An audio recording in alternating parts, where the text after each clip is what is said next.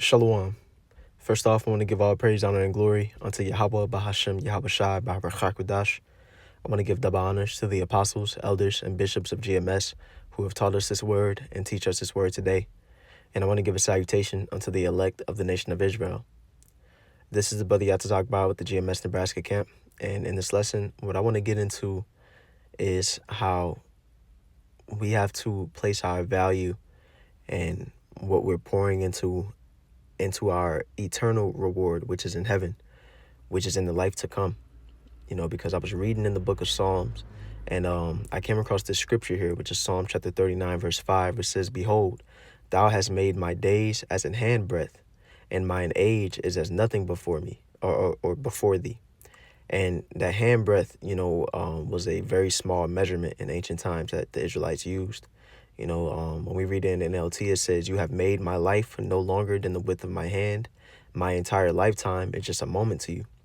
So King David is speaking in this psalm about, how vain his life is, how short it is, the small amount of time that he has upon this earth within the grand scheme of things.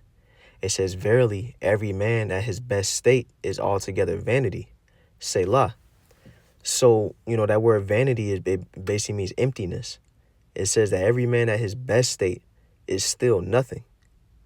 And I want to go to the commentary, because I read something that was very telling about this very topic that I'm going into, which it says here in this commentary, where it says, "Certainly every man at his best state is as vanity." It says, "David was a champion, an accomplished special forces warrior, a leader, a celebrity, a skilled poet, a musical genius, a survivor, and a king. If anyone might have thought more highly of himself, David had the right to. Yet he understood that he, like every man, is at his best state, merely a vapor, a puff of steam, or smoke." And why is that? That was beautiful. What they said in the commentary. David was a very accomplished person. He had all these things attached to his name, but he was still in the mindset that he was as nothing. And the reason why is because David understood that this life is temporary. He understood that this life passes away as his life did. And what he was looking forward to is pleasing Yahweh Ba'ashem Yahweh Shai, because that is really the only thing that matters. That is really what lays up our eternal prize. Because we read here, it says, "He learns that since life is short, the only real meaning of a man or woman's existence must be in his relationship to the Most High, for the Most High is eternal." And that is one of the main tenets that we believe in this truth. That is one of the main things that keep us going, that we're able to sacrifice our current life. We're able to, let go of the things that we want to accomplish in this world, or the things that we want to do in this world. Why? Because we know that all this is going to pass away. We know that it's nothing at the end of the day. We know that all these celebrities in the world, all these people who have won awards for, being actors, or, great sports players, these rappers, all these people who have a name, who have some sort of respect amongst the people of this world, at the end of the day, it's all going to pass away. And when we're in the kingdom, ain't nobody going to remember that. Nobody's going to care about it. In verse 6, in Psalm chapter 39, verse 6, it says, "Surely every man walketh in a vain show. Surely they are disquieted in vain. He heapeth up riches, and knoweth not who shall gather them." He's saying, you're doing all this, you're trying to accomplish all this in your life, you're building all these riches, but then you pass away and you don't know what's going to happen to them, once, whoever inherits them comes into those riches, or you don't know what's going to happen to them once you pass away. It's all temporary. In verse 7, it says, "And now, Lord, what wait I for? My hope is in thee." Because really, the relationship that we build with Yahweh Ba'ashem Yahweh Shai, the works and our servitude towards them, is the only things that really matter in this life that we're living. So I want to go to the next precept that I had, which is 1 John chapter 2, verse 15, which says, "Love not the world, neither the things that are in the world.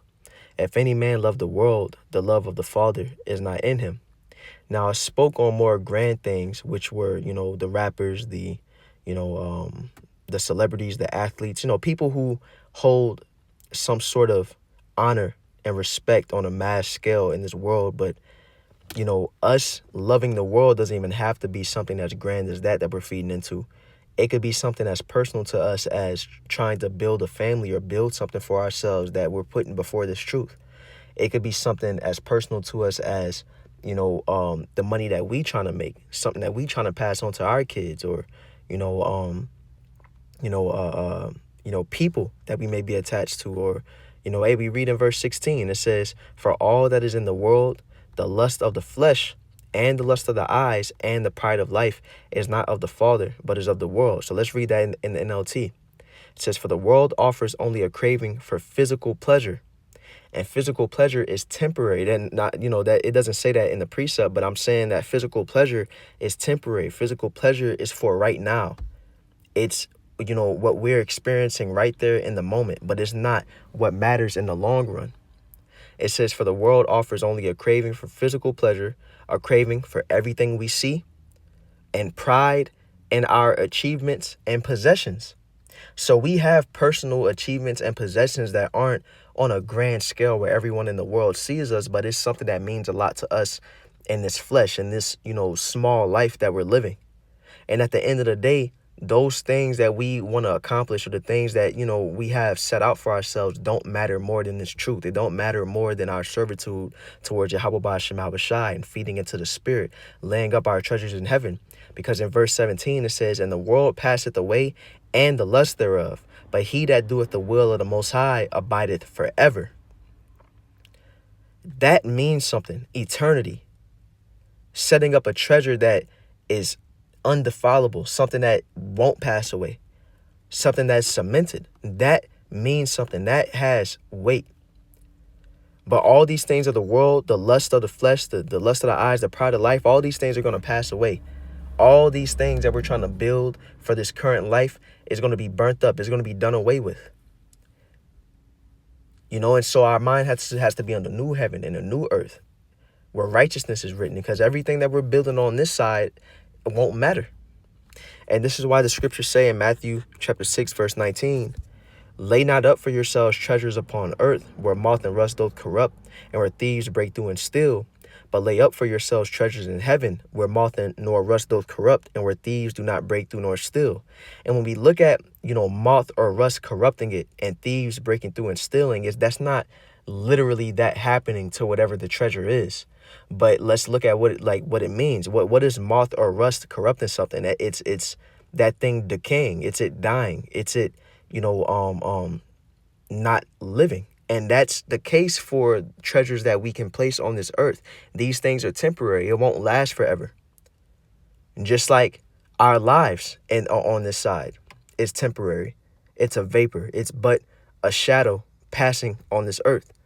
And eventually, Lord willing, we are saved in the coming salvation, and we get the new bodies. But, just using this as an example, as a hypothetical, if we were to pass away on this side, our bodies are going to decay. The moths are going to eat this flesh, and then, our spirit is going to go up into the heavens, and we'll be born, into the kingdom. But my point is, this current life is temporary.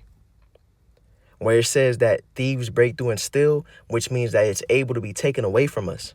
You have these people that are trying to make all this money and build a fortune for themselves, but the system is going to crash and the MOTB is going to come in. You have these celebrities such as Kanye West, for example. We look at, he was a billionaire, and he says something that Esau ain't like, and they took a bunch of his money away from him. That shows you that you could feed into this life as much as you want, but it can all just go away in an instant. So it shows how empty it really is. So it says that the treasures that we lay up in heaven, can't be corrupted. It can't be taken away. And it says, "For where your treasure is, there will your heart be also." So what is our treasure? It's the things that we place value in. It's the things that our attention is on. And if our treasure is placed on pleasing Yahweh Ba'ashem Yahweh Shai, this truth, growing as a man of the Lord, transforming, doing the will of Yahweh Ba'ashem Yahweh Shai, then our heart or our mind is going to be focused on that. And that's where our mind should be focused on. You know, I want to get 1 Peter chapter 1, verse 4, which says, to an inheritance incorruptible and undefiled, and that fadeth not away, reserved in heaven for you. You know, and we read, it says in the NLT, and we have a priceless inheritance, an inheritance that is kept in heaven for you, pure and undefiled, beyond the reach of change and decay. Nothing can happen to it. This is an eternal prize that we're fighting for in the heavens. When it says that, you know, these bodies that we're coming into, that, you know, are going to be immortal. When we read about the eternal prize in the heavens, that's literally forever. That's not vain. That's something that actually holds weight. And we are paving the way for what that eternal prize is going to be in the kingdom, whether it's being a part of the 144,000 who are going to be at the top of our nation, who get the most of the most, the best of the best, or we be, you know, the 1/3 who wasn't the 144,000, we were still saved on that first go around. They're going to receive a great prize, or we could be a part of the 2/3 that are, you know, reborn as children of the elect that died on this side, but while they still will be reborn in the kingdom, that's their forever prize. That's their forever, you know, ingrained status, that you had to be born into it, that you didn't get it on the first go around. And it's still a good prize, but we're keeping in mind that everything that we're doing, we're going to be judged for all the good and the evil that we did. And whatever our final judgment is, there is no change in that. That's your eternal prize. In verse 5, it said, actually, no, we don't need verse 5 here in this precept. I want to get one more precept, and we'll close the lesson out, which is Ecclesiastes chapter 12, verse 14, which says, or Salakia, verse 13, which says, let us hear the conclusion of the whole matter. Fear the Most High and keep his commandments, for this is the whole duty of man. This is what is most important. This is all that really matters at the end of the day. Now, we are pilgrims upon this earth. We use this world. That's not abusing it. We do certain things on this side. So, you know, we have a job. We have, you know, homes and, you know, places where we stay. We have families. You know, we do certain things, you know, but we shouldn't be feeding into these things or placing them as more important as this truth, more important as Yahweh Ba'ashem Yahweh Shai. Because once the time comes, there's going to come a time where we have to leave house and home. We have to leave our families behind. We have to sacrifice the things that we hold most dear unto us. And if we're able to do that, we make the statement that what? This truth, that our servitude towards Yahweh Ba'ashem Yahweh Shai is most dearest to us. And if that's the case, if we're able to prove that that's most dearest unto us, that matters the most, then we will receive that prize in the heavens. That actually means, you know, that actually means something. You know, so Lord willing, this lesson was edifying. Once again, I'm going to give all praise, honor, and glory unto Yahweh Ba'ashem Yahweh Shai B'Ruach HaKodesh. I'm going to give double honors to the apostles, elders, and bishops of GMS, and a salutation unto the elect. Shalom.